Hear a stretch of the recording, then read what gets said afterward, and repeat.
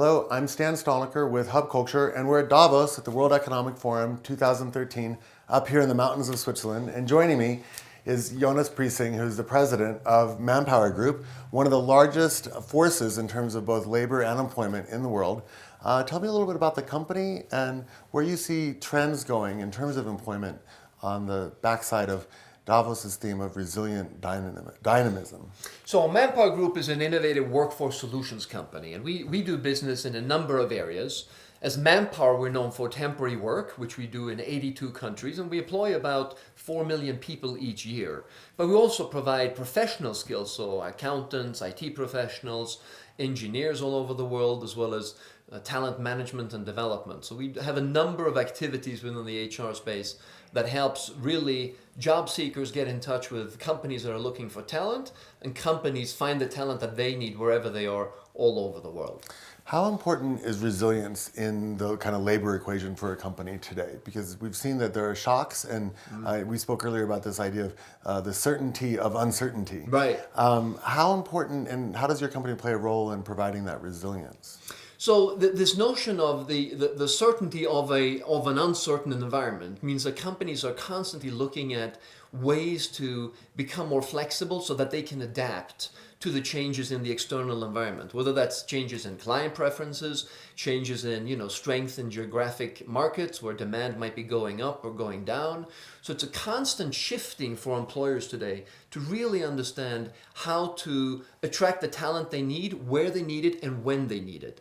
And that's, of course, where a company like ManpowerGroup comes in and is able to act as the intermediary in making sure we make that match and give them that flexibility, as well as the ability for talent, so people, to come into the organizations and really help them win in their respective markets. So how different is the labor market today than, say, 5 years ago? Really, we're almost 5 years after the crash or after the crisis in '08. Do you find that companies approach this sector and this topic differently now? And what's different about it? Well, I think many companies today have come to the realization that some of the trends that used to be cyclical when you go through a crash like this, many of them had gone through it before. This time, when the economy started to recover, it came back in a different way. So there are many trends that are where you're seeing them come together right now. You've got demographics in the developed world, so an aging workforce, at the same time as you have companies using technology in a different way. So you need different skills of the workforce that's coming in.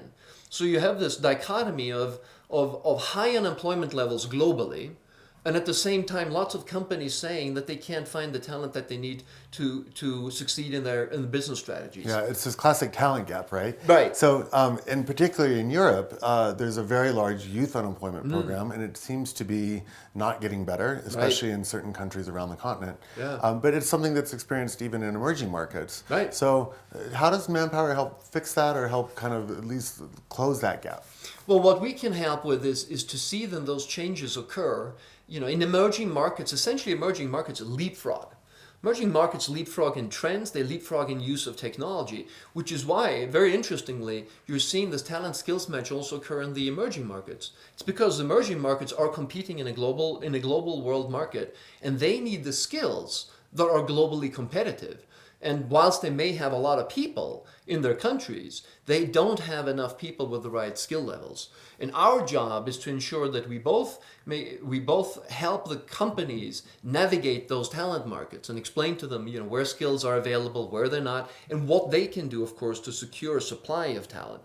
Education, job training, apprenticeships are channels in which companies can grow talent. And at the same time, we talk a lot to the people that are looking for opportunities, explaining to them what skills are needed. Both hard skills in terms of technical skills, but as important today are softer skills. How do you communicate? How you interact? How you adapt to a very rapidly changing environment where continuous learning is going to be the name of the game if you're going to be successful in the future.